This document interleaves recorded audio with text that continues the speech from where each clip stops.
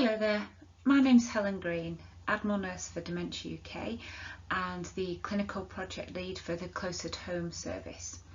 I've been an Admiral Nurse for about 8 years now, and I've always had an interest in the impact dementia can have on children and the impact that the changes within the family can have. So that's what I'm going to talk to you about today. So just a bit of background, I'm sure other speakers will have touched upon the increasing prevalence of dementia, not just in older adults but those of a working age. And as a result of that, there's a rise in what's been termed as sandwich carers. So that's adults who are caring for elderly parents of their own, but also caring for their children. And there's also the impact of younger adults living with dementia, still living at home and supporting children of their own. So what is the impact on children? Well, as Gilead in 1999 said, it's not just something that happens to older people. The ripples also touch young people who, as part of a family, are often overshadowed in the glare of support provision. And what we've found is that although support services are limited for those affected by dementia and family carers, that often those services, that support focuses on the person living with dementia and the immediate adult carer, and unfortunately the needs of children involved are often overlooked.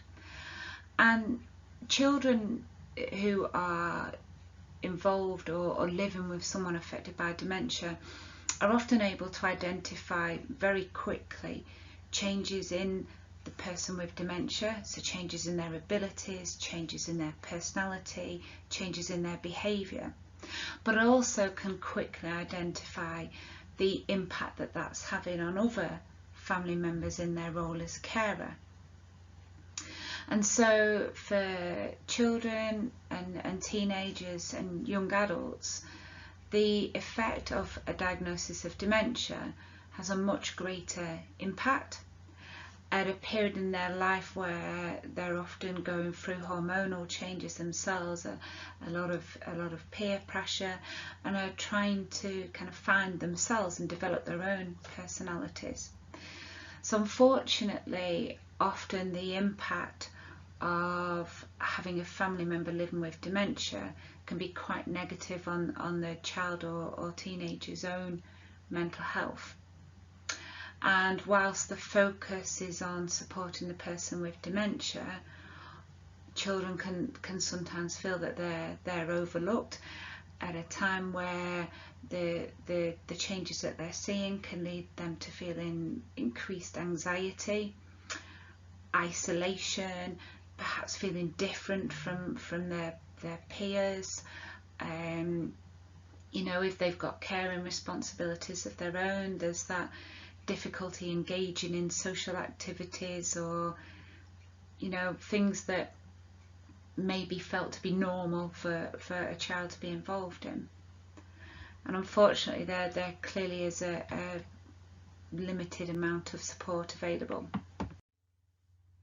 So as an example, I just wanted to run through a case study and a situation that I was involved in a few years ago whilst working with a high school in my local area to raise awareness of dementia and the impact it has. One of the teachers asked me to speak to a young lady, a 14-year-old lady, and they were concerned that she was becoming more withdrawn. Her schoolwork was being affected, and there are also concerns about her overall demeanour and presentation.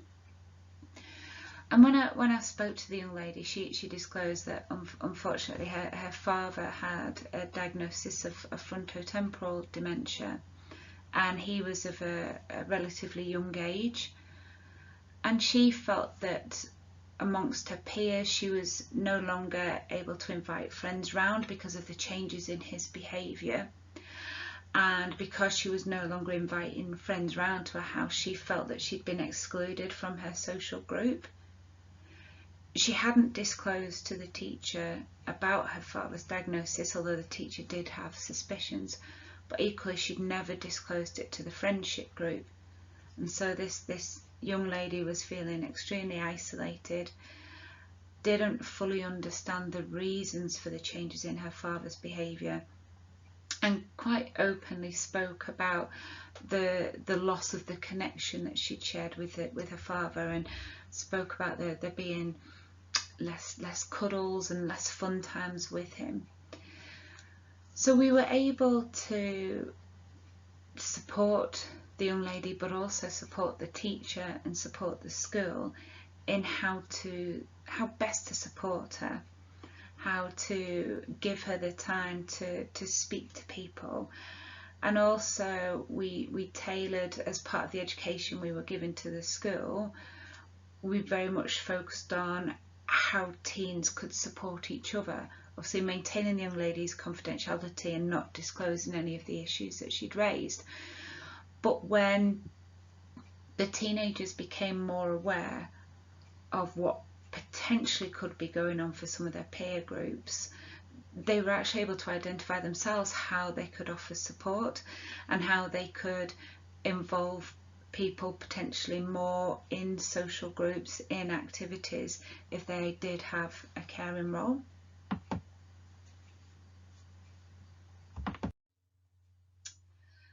So some of the questions are, what is it that children want to know? Now often children are naturally inquisitive, will ask very blunt questions and be very open about their curiosity.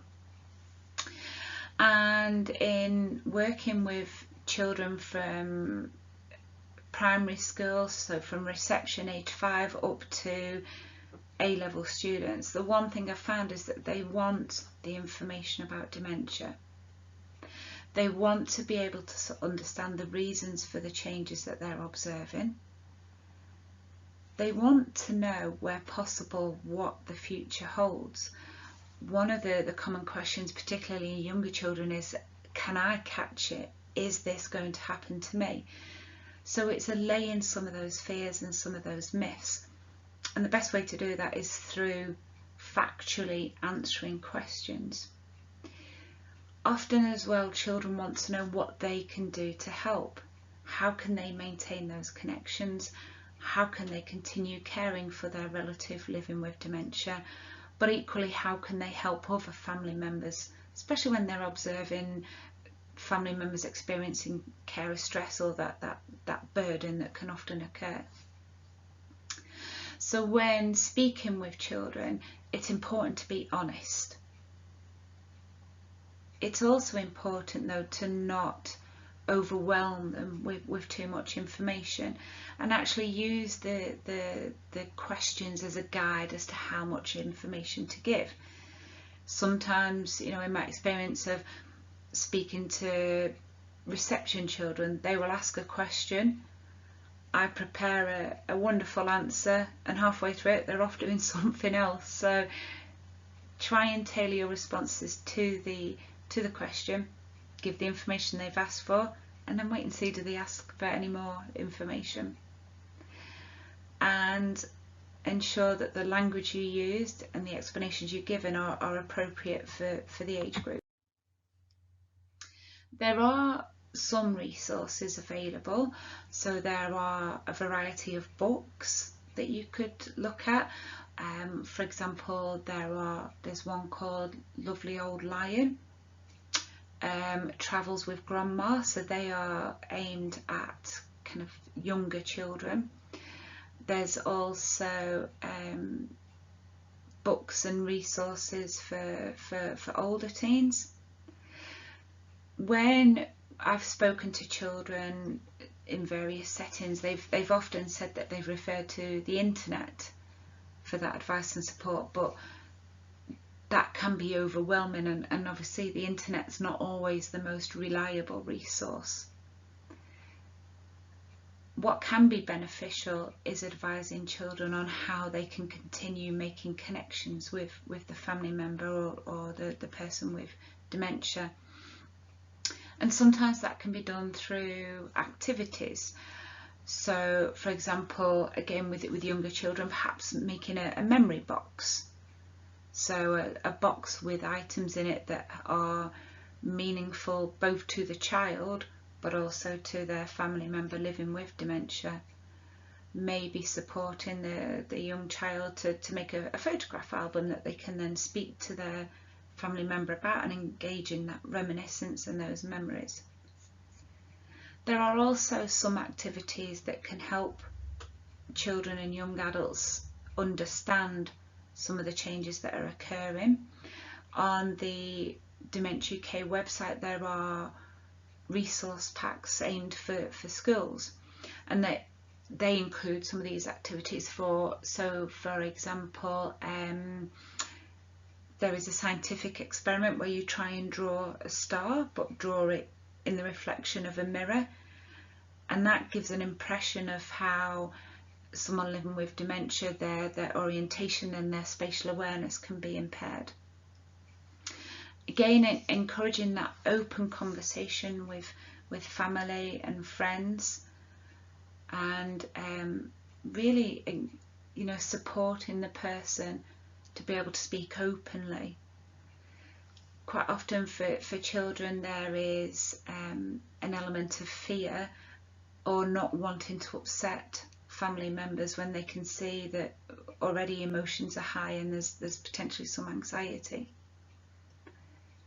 It can also be beneficial where appropriate to speak to the school and speak to the teacher and just see if there's any concerns that they're picking up on. And as I say, within Dementia UK we have developed our own resources, one of those being the animation that I'm about to show. This animation was created in conjunction with research done actually by children themselves. So through a local primary school and a high school and a sixth form college, pupils created a questionnaire asking their peers what they already knew about dementia, what they wanted to know about dementia, and what would be the best way for that information to be given to them. And on the back of this piece of research, the Admiral Nurse, with the backing with Dementia UK, we were able to produce this animation that I hope you'll enjoy watching. Thank you for listening.